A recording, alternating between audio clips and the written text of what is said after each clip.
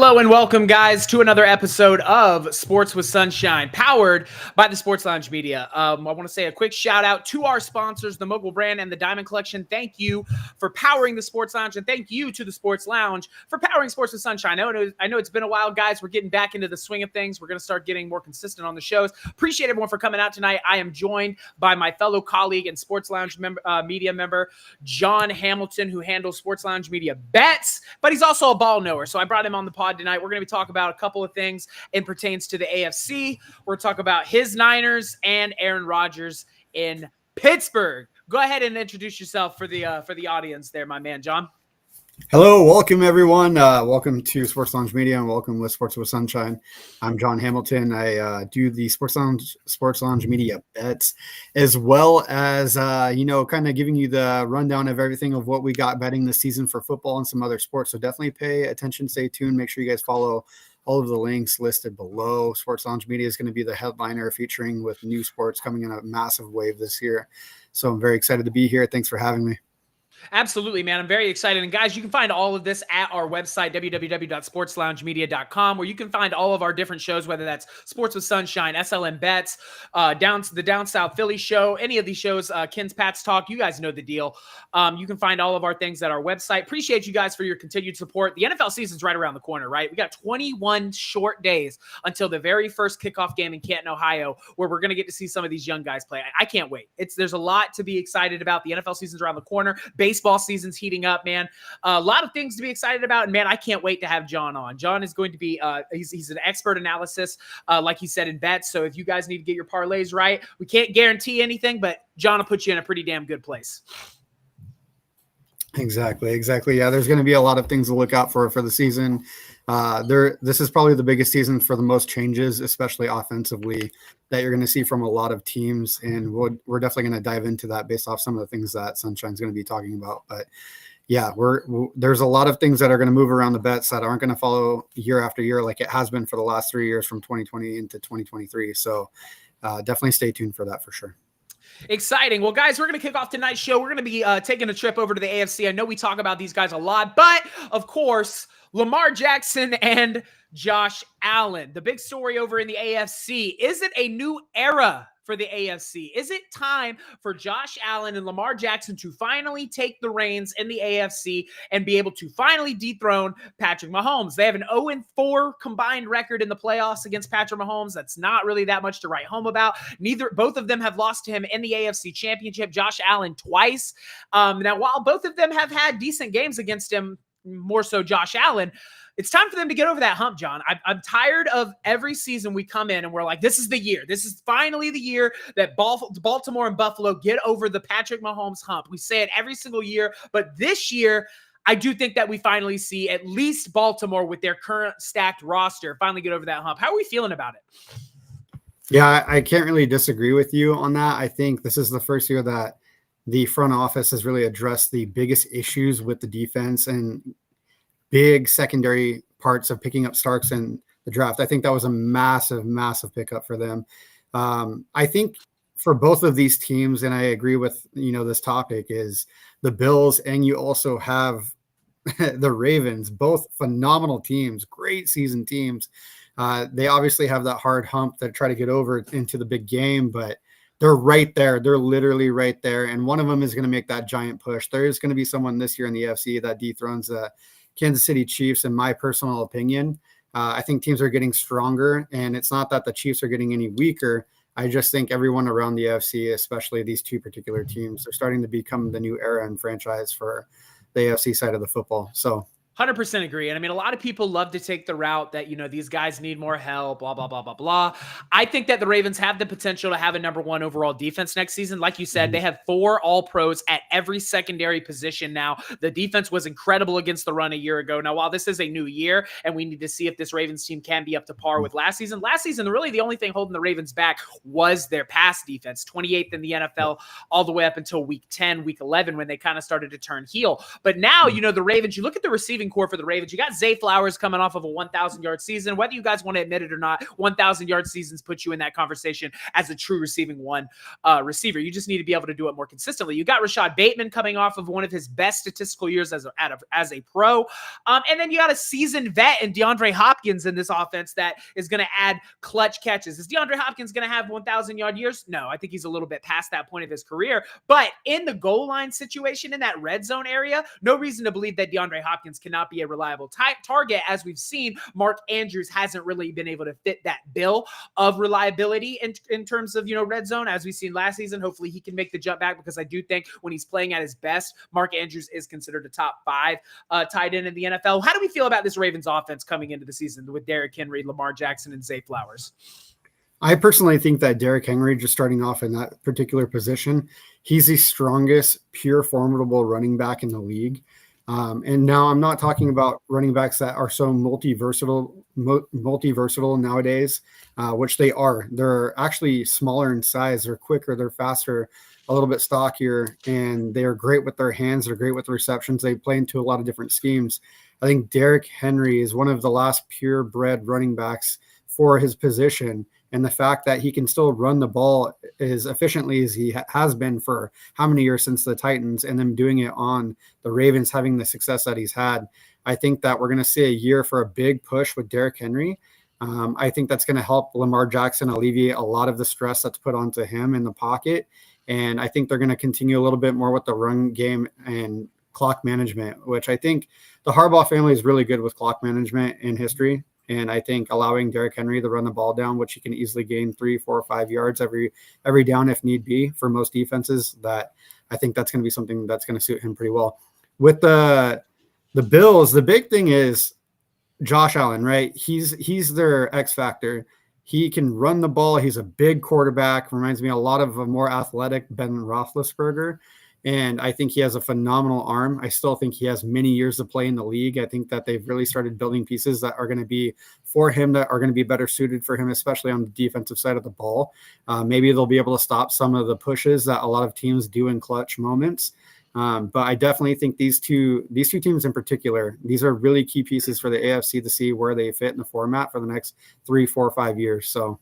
Agreed. And I think that when you look at the Buffalo Bills, they don't have quite the receiving power in their, room that the Ravens do. You have Khalil Shakir, who just got extended, coming off of an 800-yard season, one of his best as a pro. You got, Keon Coleman, the young rookie a year ago, who had a pretty good year, 500 yards, which, he's got to build on that. He's got to take that next step to be better for this receiving core. And then you got Joshua Palmer, who's kind of been around the league a little bit. He's a pretty reliable target, but again, it's not really that much of a target. He's only in the 500, 600-yard range. And Dawson Knox has been good in a pinch, but let's be honest, Dawson Knox isn't on the same level as Mark Andrews, whether you guys are still upset at him or not. James Cook was phenomenal for the Bills a year ago, whether that was running or catching the football. But all in all, I do think Josh Allen is doing it with less, in opposed to his counterpart of Lamar Jackson. But I do think both of these teams are built to compete in the AFC. The Bills got better defensively. You bring in Bosa. You re-sign Terrell Bernard, who has been sensational at linebacker. The secondary is a bit of a question mark for me in the Buffalo Bills. Can they be better in that, aspect? When it comes to the Ravens really don't have an excuse, in my opinion. I think that Baltimore is going to be very good defensively. Offensively, they just need to perform like they perform in the regular season in the playoffs, and they'll be fine. That Lamar needs to play within himself and stop trying to do it all when you got guys on your team and Derrick Henry that you can rely on to, get those tough yards.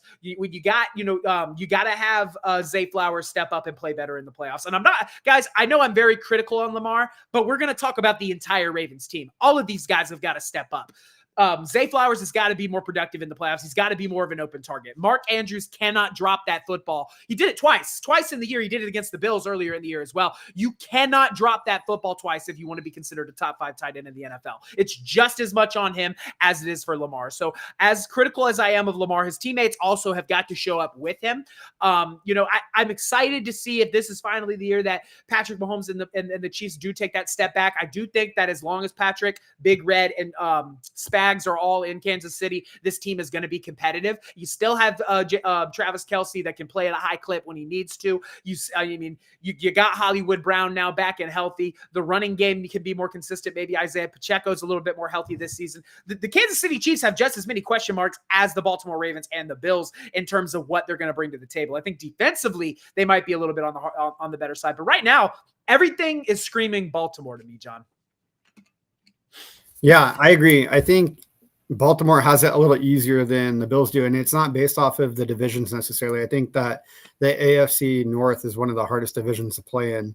But going with the Bills in their division, I think they're going to have the record to get to the playoffs. But when you talk about playoff teams in the AFC, you're talking about the Ravens and who they're going to probably have to match up if they're going to take the division, right? So think about that. They're probably going to be playing the lower end bracket of the teams, right? So let's say the Dolphins squeak in, right? You really think that the Dolphins are going to overcome Lamar Jackson, Derrick Henry, and the key pieces defensively that they've put together? I don't think so. Very fair. Very fair. Keon Coleman, I think if either of these teams run into problems, it'll be when they play each other, whether that's in the divisional or the conference championship. And I agree. And with Mark Andrews dropping the ball, he had six attempt passes to him in that game. And he had the biggest one that he needed to win that game. They knew the defense was not expecting for Mark Andrews to get the ball on the goal line. That's why they put the coverage the way they did. And he had a slant out right to the post. So I think that him dropping the ball, it comes with a lot. One, he's a blocking tight end. Okay. He's not mainly a catching tight end. And if he does, it's 5-yard in slants. And then when he does get the ball, he has a tendency, and we've seen it firsthand, for him to get the ball and look up before he has an opportunity in his hands already. So he's not making the key pieces that he needs to put together. But I do think this offseason, he knows that. He's aware there's a few things that needs to be worked on, and that's with any team across the NFL. I do think, however, the Bills have picked up the pieces like we've talked about that you brought up. Keon Coleman is going to be a huge. Yeah, he was sensational a year ago. I'm excited to see him take that next step. I mean, in college, 1,200 yards, 11 touchdowns. Like, there's a lot of good things for Keon Coleman that are really going to be exemplary of what Josh Allen can do with him, because it does depend on the quarterback for how good you can make your wide receiver. Your talent as a wide receiver is only so much unless you're the top 5, where we have Chase, JJ, stuff, all those guys, right? Yeah. So Keon Coleman, still very young, still a huge career ahead of him. I see him being a very physical player, and especially the Bills wanting to get out of that hole. They don't want to play the Chiefs. They don't want to play the Ravens in the playoffs because they know how tough and gritty that game is going to be. 100% every time. And I completely agree with John. I think we have a lot of seeing to do. I think that right now the favorites in the AFC are without a doubt the Baltimore Ravens and the Buffalo Bills. They just got to take that next step, and if not, we're going to start to see because you got to think the Ravens have Isaiah Likely, who's also considered a top 10 tight end in the NFL after last season. He was very good in pass catching. If these guys can't start to figure it out, if the Baltimore Ravens can't figure it out with this defense, if Josh Allen can just never get over that hump, we'll start to see these guys' Super Bowl windows close, I think. And, speaking of Super Bowl windows, we're going to talk a little bit about a team that I think a lot of people have kind of written off, especially after a year of plagued injuries, and that's the San Francisco 49ers. Guys, you got to think of it this way. This is a football team since 2019 that has been in 3 NFC championships and 2 Super Bowls. It's not shabby. That's not like, oh, well. These guys have been in the conversation consistently over the last 7 years, okay? And I don't think that it's fair to just write these guys off because they had a season plagued with injuries. You got George Kittle battling a shoulder injury, Achilles injury with CMC, Ayuku and Debo both battling injuries. Not sure the extent of them. Brock Purdy's kind of having to do it all on his own, and Brock Purdy has never been painted as a guy that needs to do it on his own. I don't know why people want to act like nowadays with quarterbacks that if you can't do it on your own with the Walmart bag boy, you're not a good quarterback. Like, come on, guys. What do you want him to do? All of his guys are injured. You got young guys like my man Ricky Pearsall, who's getting crazy reps as a rookie. By the way, very excited for my man Slick Rick. I think he's going to take a huge step here in year 2. But yeah, Brock Purdy coming off a year in which he threw 3,800 yards, 20 touchdowns, and 12 interceptions. And we're like, yeah, that's bad. With what he had? He didn't have his best running back. Dude was injured all year. Debo Samuels, Debo's going to Debo. He was injured part of the year. Kittle was battling shoulder injury. Guys, give Brock Purdy some grace. I'm not ready to write off this Niners team quite yet because I think Brock Purdy has shown you he can get you to that game and he can make you competitive in that game. Obviously, he's got to take the next step and win it. And the defense is going to be better with Robert Saleh back in Newton, San Francisco. I'm very excited for him to come back and really reshape that defense. You got Fred Warner. You got, you bring in Barron, who I think is going to be an incredible addition to the secondary. You got Travarius Ward, all these guys. But in your opinion, John, I know you're a Niners fan, so kind of give us an insight. What is all this talk about the Niners window closing? Well, I think the first thing is for any team on the beginning of a new year, I don't think any window is closed for any team at the very beginning of a year, right? So everyone has the same fair chance. Granted, there are teams that have better players, a better roster, better coaching, healthier stat line, so forth, right? More to play for, right? It also does matter in the division that you're playing in, because if you have 4 playoff contending teams like the NFC North or even now the AFC West, it's going to be harder to get to that playoff game or the Super Bowl, right? 100%. I don't think the window is closed for the 49ers. I do think that the Rams are a little bit stronger in the NFC West. I don't think the Cardinals are there. And I definitely don't think the Seattle Seahawks are there. I think there's a lot of uncertainties in the West right now. But with the 49ers, I think with the veterans they have on their team and them being as healthy as they are coming into the season and the rookies that they can help put under their wings, so to speak, I think it's a great opportunity for the 49ers and to really see what they're made out of. They know what they did last year. The league knows what they did last year. The fan bases definitely know what they did last year. I don't think we saw the true 49ers. I think we saw a team limp to where they needed to get for 6 wins, and some of those were borderline losses. Yeah. I really do believe the pressure is put on Purdy for that record being the way it was, and I disagree with it entirely. I think that he had the highest EPA. He had one of the highest QBR ratings that he had in last year. I think that it's easy to blame the quarterback in a system to where during the big games and the big moments, is it a quarterback issue? Is it a head coaching staff issue? Is it a health issue? Or is it all the pieces combined? It's really easy to point fingers at one guy, especially when you're not even doing anything and you're not even a part of it. Quarterback's the easiest guy to blame. We see it all the time here in Philadelphia. When we're winning in Philly, it's, well, you got AJ Brown, you got Saquon, you got Smitty. Right when we lose, well, Jalen Hurts has never been able to hit passes. He can't throw the ball. He's not very good. So I understand that Brock Purdy gets an unnecessary amount of hate. I get it. And I hate the term system quarterback. Everyone loves to say, oh, he's a system quarterback. Hey, guys, newsflash. Everybody's a system quarterback. Everyone is a system quarterback. I want to explain. You build your system around your quarterback. Do you think Andy Reid's system is not built for Patrick Mahomes to succeed?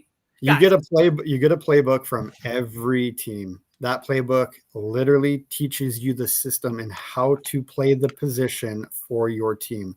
That is exactly why people think a system quarterback is relied upon how good the team is around them. That's not true. They still get the ball in their hands. They can control the momentum of the game, and they know when, how, and where to put the ball. If they're a good quarterback, they will succeed under pressure in clutch moments, which Brock Purdy has done. He's trailed 22 games in his career already, and he's come back for wins. He's the only rookie quarterback to beat Tom Brady ever. And he's also one of the highest QBR rating quarterbacks in the season of 2023. I think there's a lot of interesting things that you could look at. He came off of a tear in his shoulder on his right arm, and he came back and went to the Super Bowl. And he was leading until they went into overtime. That has a lot to do with the defensive side of the ball and not necessarily the offensive side of the ball. I think the window for the 49ers is definitely not an easy thing to say that it's just closed. I think there's too much talent on the roster, and I think based off our schedule, we have the easiest schedule in the NFL. You think that they're not going to definitely benefits San Francisco. It benefits 100%. It would benefit any team, right? We were supposed to go to the Super Bowl last year. We were favored, and we didn't. And that's okay. Things happen. Injuries happen. Players don't want to play. There's attitudes. People get frustrated when you're losing. However, when hey, Washington fans, get ready. As soon as y'all start losing, I promise it's coming. Exactly. Look at Brandon Ayuk, right? There's a little bit of drama going on there, inside and outside of the locker room, on X, everything like that, right? People seeing these things. I still think we have a good wide receiver core. I don't think it's elite. Yeah, I mean, we look at it, right? You got Brandon Ayuk, Juwan Jennings, and Ricky Parcells right now as the leading guys. Jacob Cowan too. He's not a slump either. And D-Rob. D-Rob's done some really good things while he was with the Rams. Mm-hmm. You got George Kittle, who in my opinion is the best tight end playing football right now. Yes, I have him over Travis Kelce. I've had him over Travis Kelce, by the way, for the last 2 years. So just if you're going to say, oh, you only have him because Travis Kelce's old, I've had him over Travis Kelce for the last 2 or 3 years. So you got George Kittle. You got Ricky Parcell, who is primed to take that next step. Juwan Jennings is an older guy that's been around. He's reliable. If Brandon Ayuk can get his stuff together, get healthy, he's a good downfield threat. Like you said, Jacob Cowing's a young guy that's coming up. And then you got Demarcus Robinson, who has played substantial snaps with a guy like Matthew Stafford. So he's been in big moments. When you look at this receiving room, you're not looking at it like you look at the Eagles or like you look at Cincinnati. You're not like, oh, wow, like you got guys everywhere. Even the Cowboys now with Pick and CeeDee Lamb. Right. So, yes, it's a middle of the road receiving room, but guys, teams have won Super Bowls. Look at when Patrick Mahomes beat the Eagles in the Super Bowl a few years ago. Go look at that receiving room. That was not a receiving room that stood out to everyone where you were like, wow, look at all these guys. And that's why Patrick Mahomes is, heralded the way that he is. He got it done with who he had. And who did he have there? He had Martez Scantling. He had, I think he had, no, he didn't even have Tyreek. This was after that. Tyreek's second, or Patrick Mahomes' second year with Tyreek. Yeah. This was the year they beat us in the Super Bowl. He didn't have a great receiver. You're talking about that year. Yeah. Yeah, they did not have a great receiving room. So it's possible to be a successful team without a receiving room. And I like to bring up this point, like I talked about this earlier on TikTok, is just because your quarterback is performing poorly or even greatly. Look at Joe Burrow. Joe Burrow had an incredible statistic year a year ago. Dude was incredible. Where was he come January? Where was he come February? He was on the couch, because it takes more than just your quarterback playing well for your team to go deep in the playoffs. It's a team sport. Everybody's got to play well. And here's a prime example. A prime example of that, and that's a great point, by the way, Sunshine, is that you have literally Jalen Hurts statistically across ESPN and NFL as ranked 18th in QB in all stats. And not saying that he's actually 18th. I have him higher than that, just strictly as the talent that he can provide for his team. Okay. I put, Jalen Hurts in the top 10 conversation for sure, but he's ranked 18th in the league, right? So you have that compared to Joe Burrow. We're talking pure passing numbers, right? Like as a pure passing numbers. So you have Joe Burrow with just under that 5,000 threshold, and then you have Jalen Hurts, but Jalen Hurts got a bowl. Yeah. So where are you pointing fingers? And at the end of the day, it doesn't matter what the team or that one player does. It's proven that a quarterback doesn't have to be a Joe Burrow, doesn't have to be Joe Montana or a Tom Brady that wins Super Bowls. Like you can 100%. Put someone in. Yeah, you can put someone in that's going to make sense for your players. There's a reason that they relied so much on the run game and the defensive side of Philadelphia. Philadelphia was a shutdown team completely last year. They did a great job, and they didn't need to do anything different. They didn't need to be a Joe Burrow. I wish people would talk about this more. We had one of the best defensive performances we have seen in this era, okay? And you had a running back that was getting whatever he wanted against whoever he wanted. So why would you throw the foot? Like, I get it. We need to be better at throwing the football this season. If the Eagles want to go back-to-back and do all that kind of stuff, we have to be better than 28th. That's not going to cut it. But a year ago, if you're an offensive coordinator in the NFL and you want to get paid those big bucks and your running back is going for 4.3, 5.3 yards per carry a clip, why on – and Saquon, by the way, was, I believe, at 6.2 at one point. Why on earth would you as an offensive coordinator say, what we should do? We should throw the ball. Why? You got a dude that's getting it done. Because why? Because Joe Smo on TikTok said that Jalen Hurts needs to throw more so he can see him as an elite quarterback. Hey, Joe, keep your stats. We'll take chips. You never need to reinvent the wheel if something is working. 100%. If something is formidable and something is consistent, and there's other teams that are watching these tapes, they have the players' locker room meetings, they sit down in the theater room, they watch what their opponent is doing, and they're still incapable of stopping someone that has the talent to push the ball down the hash marks, man. I'm telling you right now that we will probably not see a 2000 season next year from Saquon, but we're going to see a very high volume carry, push down the field offense with Saquon. I really, truly believe he's going to break 1,500. Yeah, Vegas I got him in that 15, 18 range. Vegas has him going for 1,600 and over.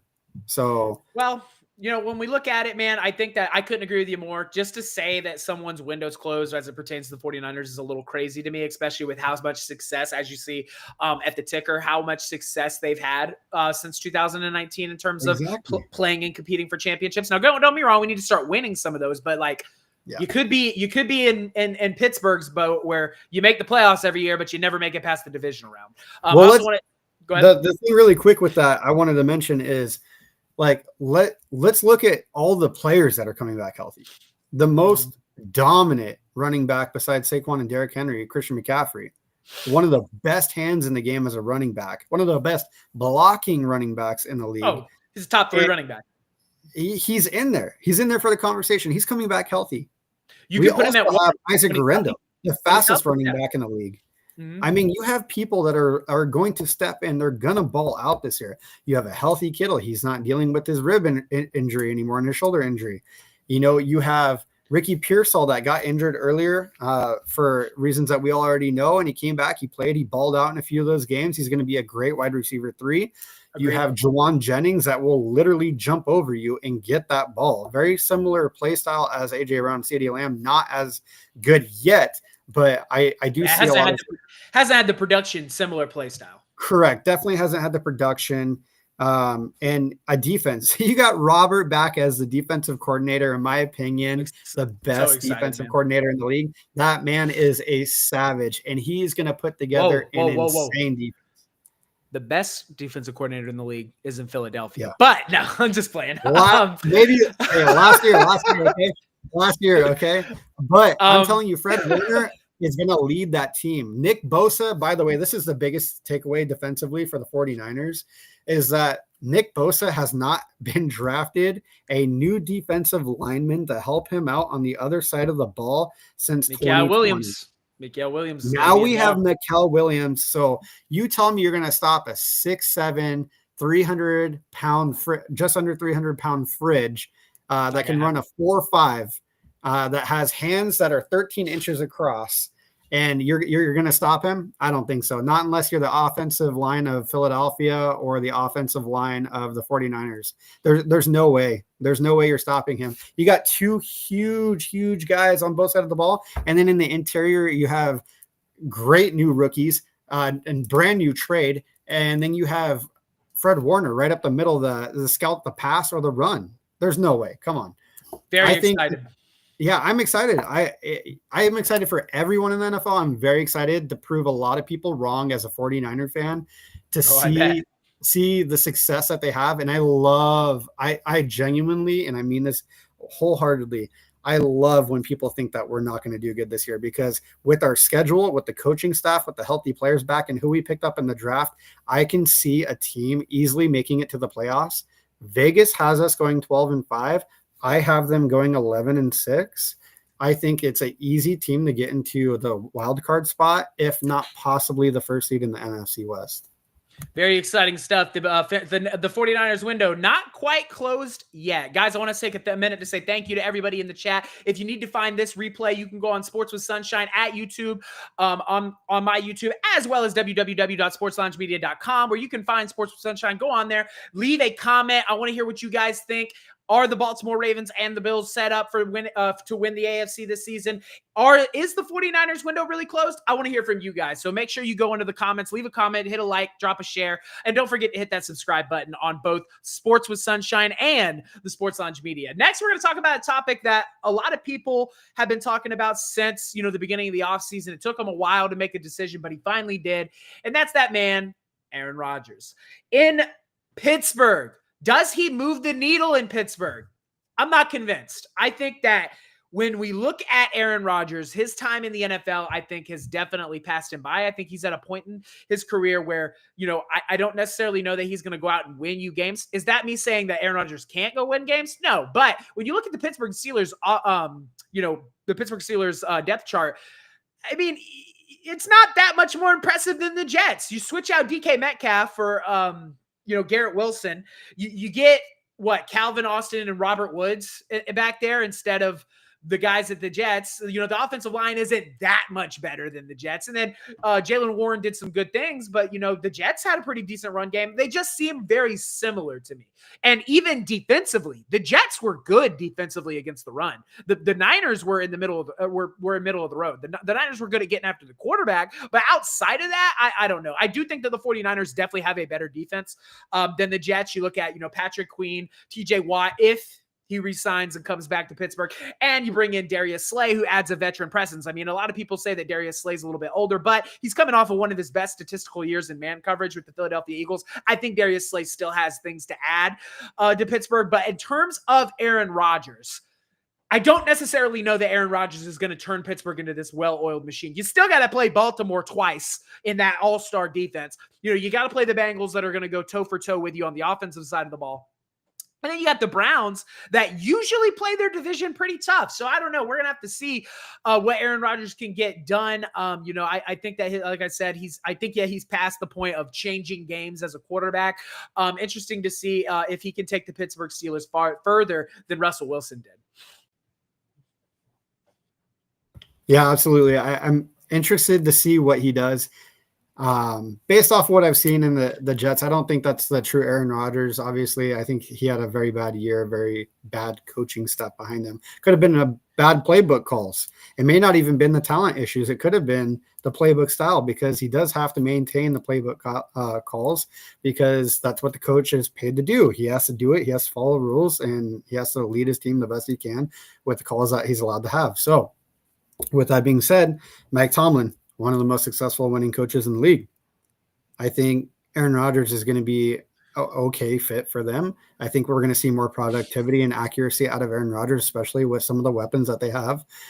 However, I don't think he's the reigning answer. I think he's the bridge across the gap for the next year's draft to pick up some formidable quarterbacks. Right. Can he teach Will Howard? He's a good guy for Will Howard to learn from. I agree. Because I do think Will Howard is going to get the reins next year, because Aaron Rodgers has already come out and said this will be his last year in the NFL.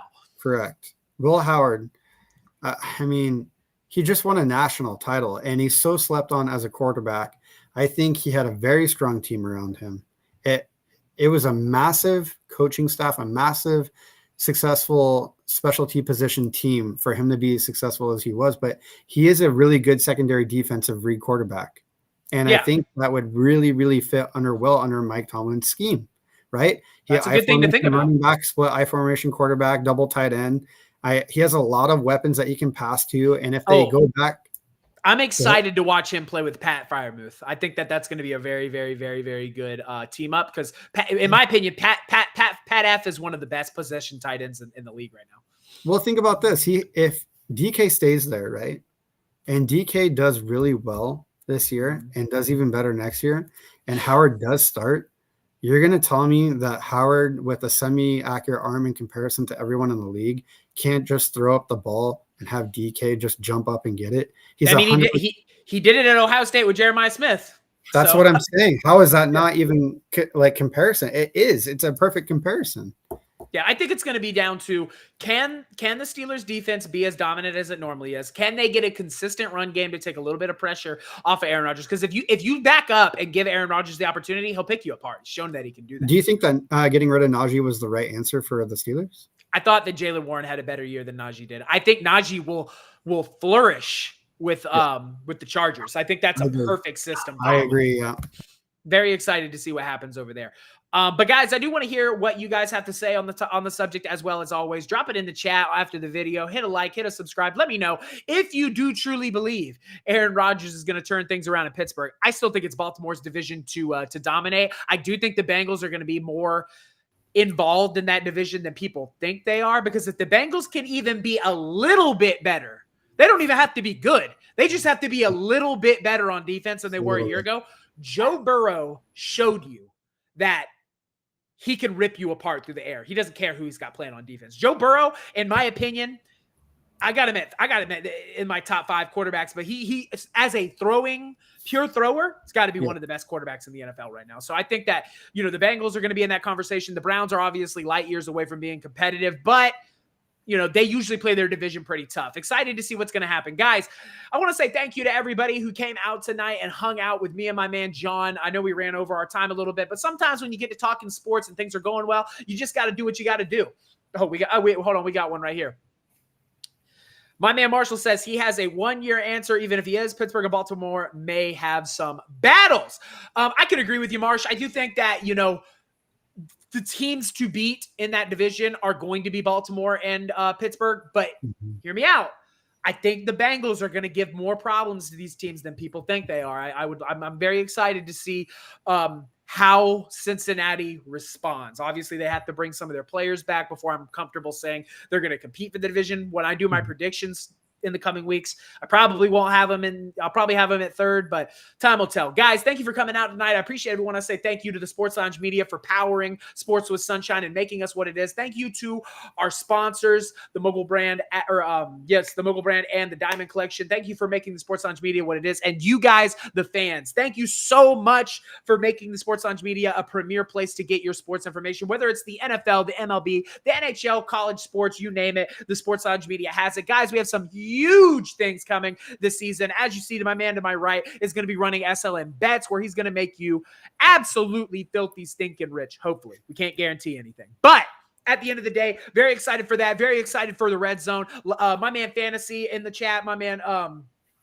the Marshall Experience has you on anything that has to do with fantasy. You ratch over there. I know I'm going to go over there once the fantasy season starts. We're even going to be doing a fantasy league within the Sports Lounge that you guys can kind of talk about. I appreciate all of you, man. This is going to be a really fun year. And guys, football is right around the corner. John, thank you for taking some time out of your day to come and talk some sports, man. Absolutely. Thank you for having me. I really appreciate it. Hope to be back on sometime soon. Absolutely. You guys check out John's show. I do believe he's going to be going live today, right? At what time?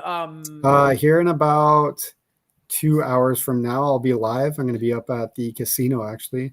Incredible. I'm going to be talking about some of the betting and how to kind of process the bets, what to look out for this year, give you guys some really healthy key examples, something that's going to be a little bit more safer. So definitely stay tuned for that. Excited, guys. I know where I'm going to be in about 2 hours. I'm definitely going to be there watching. I better see all of you there too.